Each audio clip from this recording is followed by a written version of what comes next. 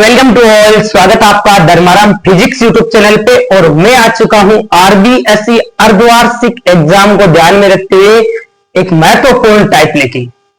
विद्युत धारिता क्या होती है, क्या इसका मात्रक होता है, किस पर निर्भर करती है, विमा क्या होती है, सब इसमें डिस्कस करने वाले हैं। स्टार्ट करते हैं बिना टाइम वेस्ट किए आज के वीडियो को।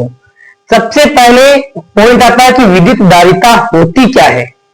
तो दिए गए विभव पर चालक की आवेश संग्रहित करने की क्षमता को ही विद्युत धारिता कहते हैं। तो दिए गए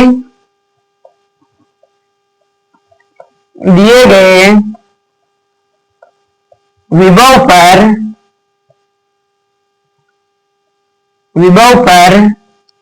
चालक की आवेश संग्रहित करने की क्षमता, आवेश संग्रहित करने की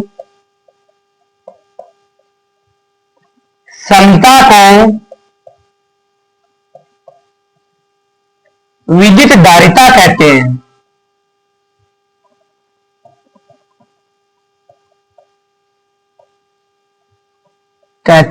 हैं। अब ध्यान देना, इसका फॉर्मूला किस प्रकार होता है। तो आवेश Q विभवांतर के समानुपाती होता है। तो आवेश क्या होता है, इसमें आवेश समानुपाती होता है विभवांतर के। तो आवेश को लिखते हैं Q से, विभवांतर को V से।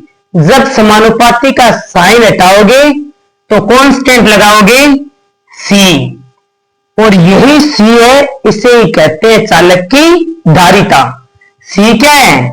C है धारिता। ये किस पर निर्भर करती है? तो सबसे पहले लिखते हैं C बराबर Q अपॉन V। आपको लग रहा होगा C बराबर Q अपॉन V है तो Q और V पर धारिता निर्भर करती होगी, लेकिन ऐसा नहीं है। कई बार एग्जाम में ऐसा भी पूछ लेते हैं कि धारिता निम्न में से किस पर निर्भर नहीं करती है। तो Q और V इसके फॉर्मूले में आता है, लेकिन धारिता Q और V पर निर्भर नहीं करती है। ये निर्भर करती है चालक की मोटाई, क्षेत्रफल, परावैद्युत पदार्थ, इन पर निर्भर करती है। तो सबसे पहले यही लिख लेते हैं कि चालक की धारिता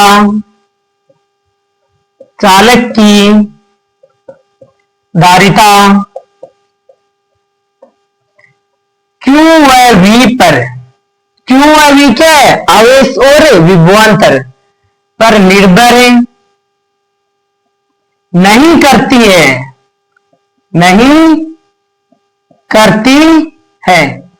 यही गलती बार बार कर देते हैं कि फॉर्मूले में आ रहा है, इसका मतलब धारिता इस पर निर्भर करती होगी। बिल्कुल नहीं, धारिता है Q व V पर निर्भर नहीं करती है।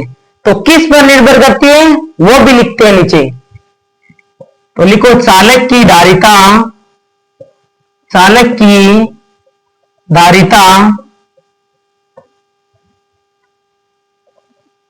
के क्षेत्रफल, मोटाई, परावैद्युत पदार्थ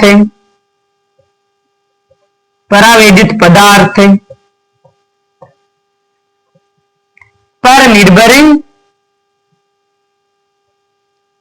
करती है।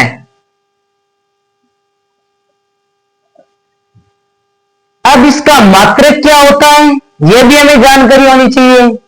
तो C बराबर Q अपॉन V। आवेश का मात्रक क्या होता है? कूलाम। V का मात्रक वोल्ट। तो इसका मात्रक क्या हो जाएगा? कूलाम प्रति वोल्ट। लेकिन ये इसका मात्रक है, इसका ऐसा मात्रक क्या होता है वो भी आपको ध्यान में होना चाहिए। तो इसका ऐसा ही मात्रक ऐसा ही मात्रक क्या होता है धारिता का, तो फेरेड। क्या होता है, फेरेड। फेराडे नहीं होता है, फेरेड होता है। ऐसा ही मात्रक क्या होता है, फेरेड। इसके ये फेरेड है ना, ये बड़ा मात्रक होता है। इसके छोटे मात्रक भी होते हैं, जैसे माइक्रो फेरेड, मिली फेरेड लिख सकते हो आप। इसके अन्य मात्रक, अन्य मात्रक में ये तो देखो फेरेड बड़ा मात्रक होता है, छोटे मात्रक जैसे माइक्रो फेरेड है। कई बार क्वेश्चन में आता है माइक्रो फेरेड, इसका मतलब है 10 की पावर -6 फेरेड। नैनो फेरेड आ जाए, इसका मतलब होता है 10 की पावर -9 फेरेड। पिको फेरेड आ जाए, इसका मतलब क्या है, पिको फेरेड आ जाए, इसका मतलब 10 की पावर -12 फेरेड है। मिली फेरेड आ जाए, इसका मतलब 10 की पावर -3 फेरेड। बिल्कुल जो क्वेश्चन आता है उसके आसपास के सारे क्वेश्चन आपको आने चाहिए। अब देखो हमने धारिता की परिभाषा पढ़ ली, मात्रक क्या होता है, किस पर निर्भर करती है, किस पर निर्भर नहीं करती है, ऐसा ही मात्रक क्या होता है, सब पढ़ लिया। अब यदि हमें पूछ ले विमा क्या होती है, तो विमा निकालने के लिए हम रखते नहीं है विमा को, फॉर्मूला जानते हैं, C बराबर क्या होता है, Q अपॉन V। V विभव है तो W अपॉन Q लिख दिया।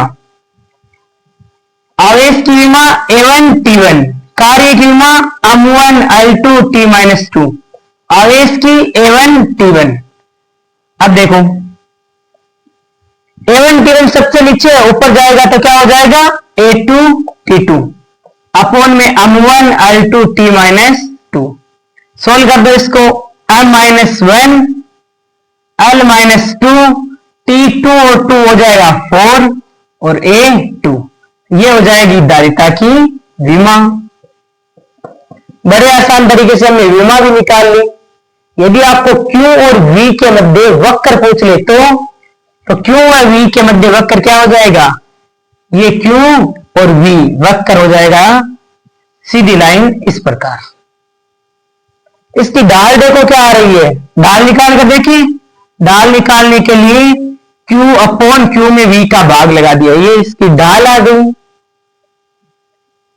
ढाल होती क्या है, तो अक्ष के साथ बनाया गया जो कोण होता है ना, वो ढाल होती है। ढाल से संबंधित कोई क्वेश्चन पूछ ले, जैसे मैं पूछ लू निम्न ग्राफ में, क्वेश्चन पूछता हूं एक, निम्न ग्राफ में सही संबंध बताइए, सही संबंध क्या है। ग्राफ बनाता हूं और फिर आप बताना। देखो यहां पर है Q, यहां पर है V, इस प्रकार C1 धारिता, C2 धारिता। ए ऑप्शन पूछ ले C1 बड़ा है C2 से, बी ऑप्शन पूछ ले C2 बड़ा है C1 से, सी ऑप्शन पूछ ले C1 बराबर C2 है, डी पूछ ले नन है। तो क्या होगा, जिसकी ढाल अधिक उसकी धारिता अधिक। तो ढाल किसकी अधिक है, ढाल देखो अक्ष के साथ बनाया गया कोण ही तो होता है ढाल है। तो अक्ष के साथ ये तो देखो इतना ही कोण बना रही है, और ये C2 क्या बना रही है, अधिक कोण बना रही है। इसका मतलब इसकी ढाल जिसकी अधिक होगी उसका धारिता भी अधिक होने वाली है। तो C2 की धारिता किससे अधिक है, C1 से, ऑप्शन बी करेक्ट। वैसे भी यदि आपको ढाल का कंसेप्ट आपने 11th में नहीं पढ़ा है ना, तो मैं बता दूं आपको, जो Q के निकट होगी वही धारिता अधिक होगी इस वक्र में। इस प्रकार का वक्र आ जाए ना, यदि वक्र उल्टा बनाया हो, जैसे V यहां पर Q यहां पर ले, फिर तो कंफ्यूज मत होना, Q के जो निकट होता है उसकी ढाल अधिक होगी। Q के निकट C2 है तो C2 की ढाल अधिक है C1 से। यदि आपको वीडियो पसंद आया है और अर्धवार्षिक एग्जाम के लिए ऐसे ही वीडियोस डेरिवेशन चाहिए तो वीडियो को लाइक, चैनल को सब्सक्राइब करें, कमेंट बॉक्स में जरूर लिखें। Thank you very much, for a nice day to all of you. Thank you very much.